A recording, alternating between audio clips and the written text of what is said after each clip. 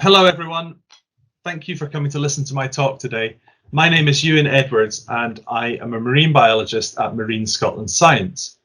In this talk I'm going to tell you a little bit about my career so far and how I got to work in such a fascinating field of study. And then I'm going to talk a little bit about underwater sounds and the ways that we use noise underwater to monitor and research marine mammals and other animals that live in the seas around Scotland. So, as I said, firstly, a little bit about my background. I grew up in the northeast of Scotland where I was, from a very early age, I was obsessed with the sea. I was fascinated by everything that lived in and around our waters. And this was, I remember a specific example of when I was 6 years old, going out in a small rowing boat on the west coast of Scotland and catching my first fish.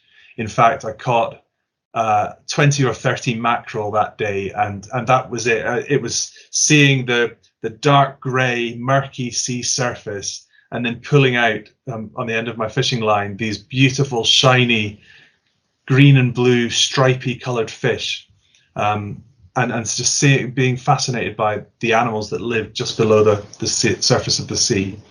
And this was sort of instilled in me from numerous holidays that I went on with my parents. Never overseas, always to various islands, beaches, and the coastline around Scotland. I went to university in St Andrews where I studied marine biology. And there I managed to get involved with different types of research, especially on marine mammals, which I was quickly realizing were the thing that interested me the most.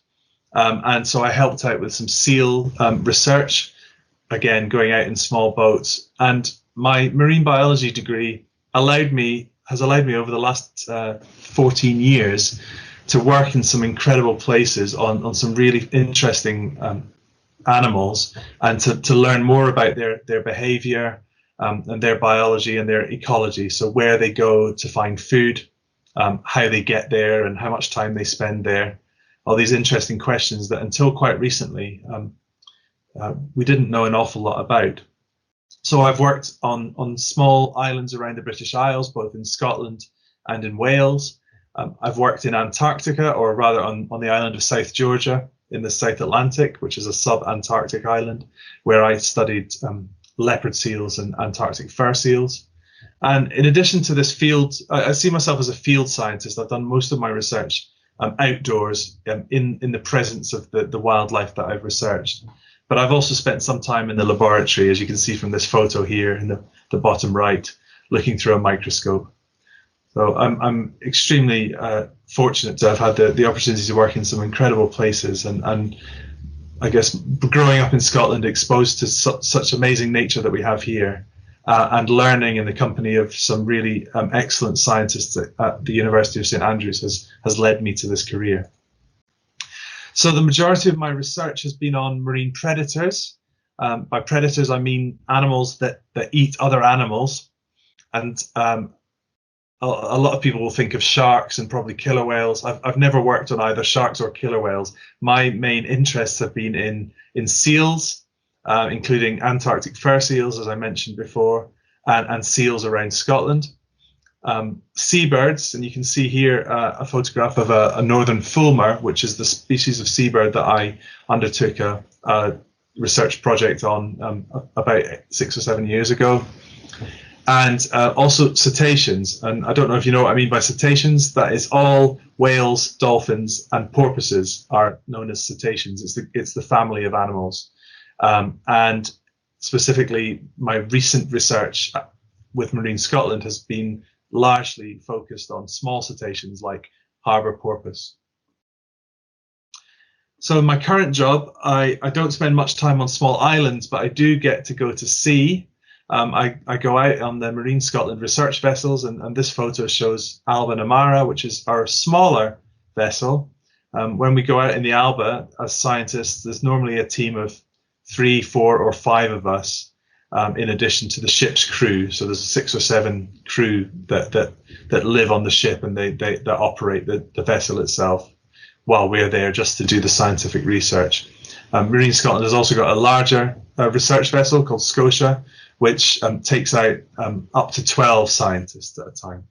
Most of my work happens from the Alba because she's small. She tends to stay close to the coast where most of our research is happening, and she's very well equipped to do the kind of work that I'm going to describe a little bit more later in this talk. So, underwater sounds. So the soundscape is everything around, all the noises, all the sounds that you can hear if you were to put your head below the water or put a microphone or an underwater microphone below the water. So the soundscape comprises three main components, and they are physical sounds. And here I've given some examples of waves, the action of rain on the surface of the sea, and also some hydrodynamic sounds. So by that I mean the sounds produced by strong tidal currents and the tumbling of water as it is forced through channels by the tide, to give you an example. In addition to these physical sounds, we've got biological sounds, and these are the sounds produced by living organisms. In this case, I think most people are aware that whales and dolphins and porpoises produce sounds. Whales are known to have some very low frequency, sort of loud and sounds that travel a long distance. And dolphins are known for their clicks and whistles that they produce. But in addition to whales and dolphins, other animals make sounds. There's some crustaceans that are like types of shrimps that produce snapping noises as a communication. And fish, some fish species, including, there's a picture of a haddock here. We know that haddock use sound, haddock and cod and herring as well, three species common to Scotland that we know use sound in their communication. So of course, in addition to the physical, the non-living, the biological, the living sounds, there's another category of sounds which is becoming more and more pervasive in the marine environment, and that is sounds produced by human activities. And I've got some examples here. There's a photo of a ferry, so large ships produce sounds. There's a photo of the larger Marine Scotland vessel Scotia. Now Scotia does make noise, but she was actually designed to be a very quiet ship, and that was so that she could undertake surveys of different types of animals, including fish, in relatively natural conditions. So although she's now approaching, well, over 20 years old, she's still quite a quiet ship. And the last photograph there shows some marine construction, so the construction of an offshore wind farm. Now that obviously, there's sounds that can be produced through construction activities in the sea. So there's a whole raft of noises generated by humans, whether it's shipping or construction or other activities that contribute to the marine soundscape. So I've included this picture just to give you a little bit of an idea of the human soundscape around Scotland. Now, if you look out to the west, so the left-hand side of this picture, you can see large blue areas. Now, on this map, the colours represent the density of shipping activity. So this doesn't really give an indication of noise levels, but it shows you where the majority of the human activity is. So as I was saying, out to the west here, the levels of shipping activity are generally quite low out in the open North Atlantic. And as you move east in towards the coast of Scotland, you can see the colours become gradually, well, they move from blues to greens and yellows, and then ultimately to red colours. And basically, the brighter the colour, so the more red the colour, the more shipping activity is found in that area. So if we look, for example, to the coastline off Aberdeen, Aberdeen is marked, the location of Aberdeen is marked by a little black star that I've put on the map. And if you look at the coastline nearby, the colours around the coast near Aberdeen are predominantly red. Now, in this case, red doesn't mean very noisy, but it does represent the highest, the highest density of shipping activity. And if we look at some of the shipping tracks that come that exist around the coast close to Aberdeen, you can see some particular routes that might be that are generate, where the shipping activity is coming from. So, for example, You can see the archipelago, or the Shetland Islands, to the north of Scotland, and there's quite a strong red line between the coast near Aberdeen and Shetland, and that, of course, is highly likely to be representing the ferry that leaves Aberdeen every evening and travels to Shetland. There's another line going into the mainland of Orkney there, and that's another ferry route from Aberdeen to Orkney. And then you can see lots of lines radiating away from the coast at Aberdeen, going out into the middle of the North Sea here, which probably represent traffic, or shipping traffic, that's visiting oil and gas platforms in the middle of the North Sea. So resupplying ships that travel from the major ports on the Scottish coast, like Aberdeen, to resupply the oil and gas platforms. So that's just a quick overview of the level of activity around our coast. You can see in certain areas around Scotland, there's a lot of shipping activity. And as Marine Scotland, as the marine management organisation in Scotland, we need to manage and monitor the activity, not just the human activities, but the animals that use these areas as well. Because, of course, it's not just about humans. Scotland is home to some really important populations of animals, including marine mammals, which is, as I've said already, my main interest. So in the Moray Firth here in the northeast of Scotland, we've got a large population of bottlenose dolphins. This is actually the northernmost population of bottlenose dolphins in the world. They occur everywhere from the tropics, right as far north as us in the north of Scotland. And our animals have been protected here for a number of years now, and the population seems to be doing rather well. We've got two species of seal in Scotland, grey seals and harbour seals, which are undergoing various rates of success at the moment. Harbour seals in the North Sea are not doing too well at all. They seem to be declining, but conversely, the grey seal populations are increasing. So there's obviously something that we might like to know more about there. And then in the waters to the west and further north, especially, we see other animals less well known in Scotland, but they're very much a key part of our natural history. And they include Minky Whales, which are quite commonly seen around the Western Isles and the Inner Hebrides, and in the Moray Firth. And the last picture in the top left shows some white-beaked dolphins. Now, white-beaked dolphins they tend to be a more northern species occurring around Iceland and the Arctic, but there's quite large populations that use the northern North Sea that we see quite regularly. So yeah, Scotland the marine area around Scotland is very busy with human activities, but we also have these very important populations of animals that generate not only a lot of interest from the public, but that we are obliged to protect and conserve. So just a little bit more about whales and dolphins. We've got some protected areas for whales and dolphins over in the west, especially.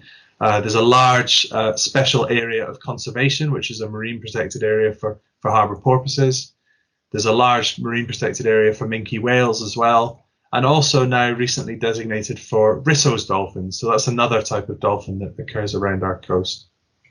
So Scotland's going to some lengths to identify areas that are really important to these animals and to protect them within these areas. So how do we monitor and manage monitor the populations and understand the threats that they're facing? Well, we've started to use underwater listening stations, so underwater acoustic detectors. Acoustic means related to sound. So we've now got quite an extensive network of these listening stations, both in the North Sea over here, close to the coast and further offshore.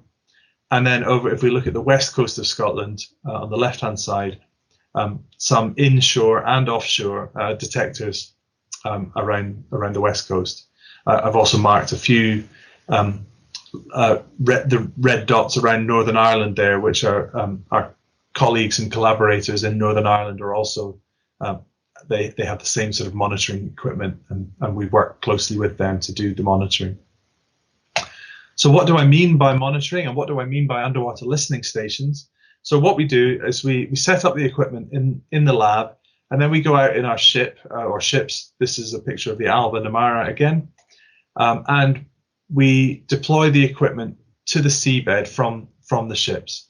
So what does the equipment look like? Well, it's anchored to the seabed, and then floating above it, we can attach sound recorders and other types of detectors to listen, to record the noises that are made by both human activities, natural sounds, and the animals themselves.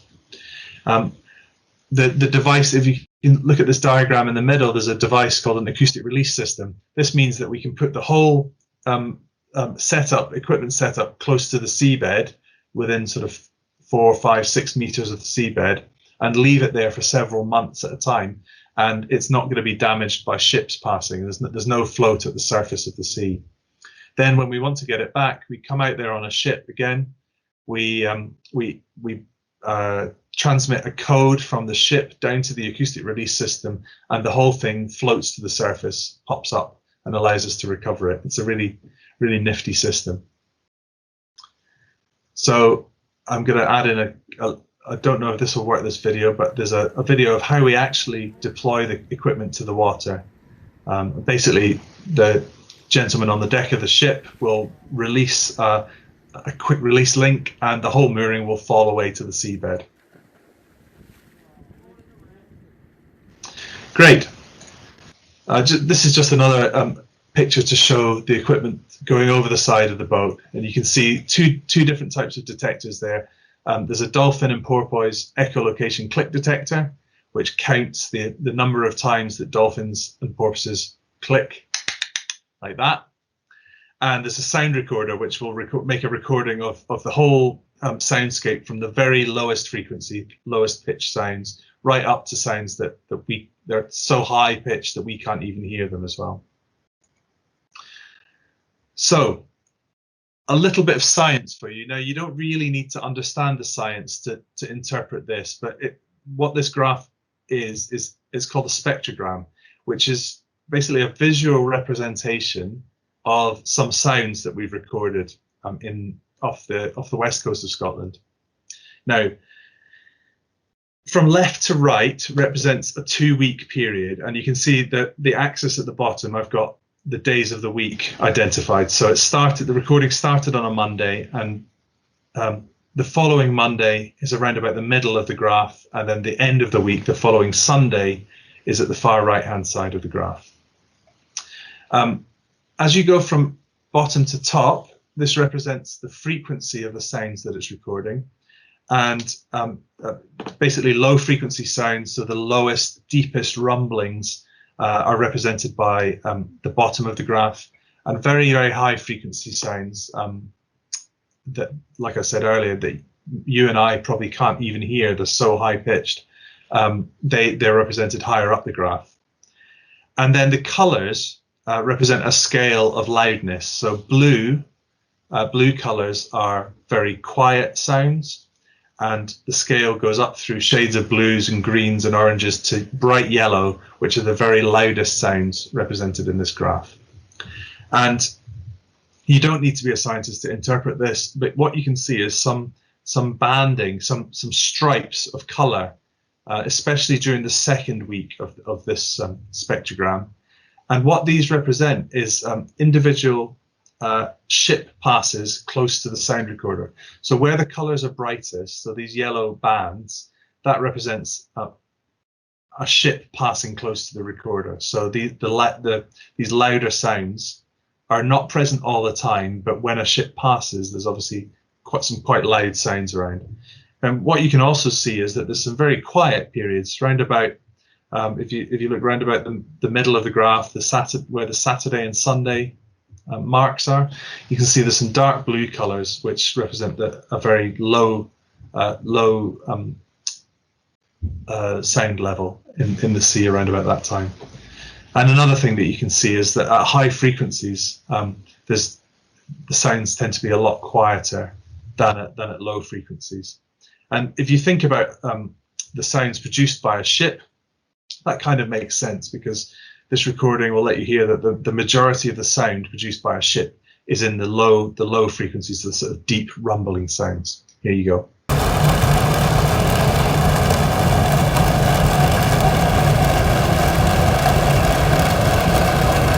So that's a little bit about recording of shipping noise. And now I'm going to talk a little bit more about recording of animal noises. Now, this has been a really exciting thing to work on over the last few years, because although every year people do see large whales in Scottish waters, including humpback whales, until very recently, we had not been able to detect them using acoustics. But in the last few years, and some of the work that I've been involved in the west coast of Scotland, we have made detections of humpback whales using our sound recorders. Now, humpbacks they're known to be one of the more vocal whale species. They are known to have very complex songs which transmit around the world. You know, if a song might evolve off Australia, and eventually that song will be transmitted via different whale populations, and it will arrive in our waters in the North Atlantic. So, yeah, in recent years, we've been able to record humpback whales generally between the months of March and June in Scotland. So mostly in the spring and the early summer. And some colleagues of mine, some other scientists, are currently investigating patterns in the songs. But this is really exciting to have discovered. It's not just humpback whales. So some of the monitoring work that we've been doing in the West, we've also recorded the songs of some other whale species, including fin whales. Now, this recording has been speeded up 20 times to make it audible to me and you. It's very, very low frequency, but by speeding it up, the pitch increases so that you can now hear it. So if I'll play that now.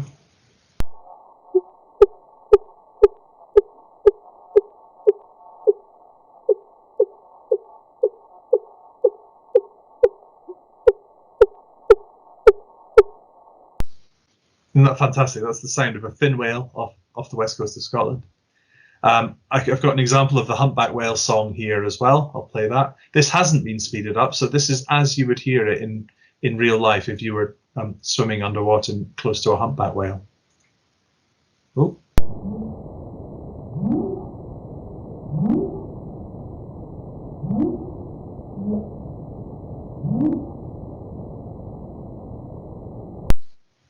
That's great. And then finally, I've got some sounds of a minky whale. Now, I find this quite difficult to hear. Again, it's been speeded up by about 4 times, but you should be able to hear a very, very deep sort of throbbing sound if I play this recording. I'll do that again just because it gives you another chance to hear it.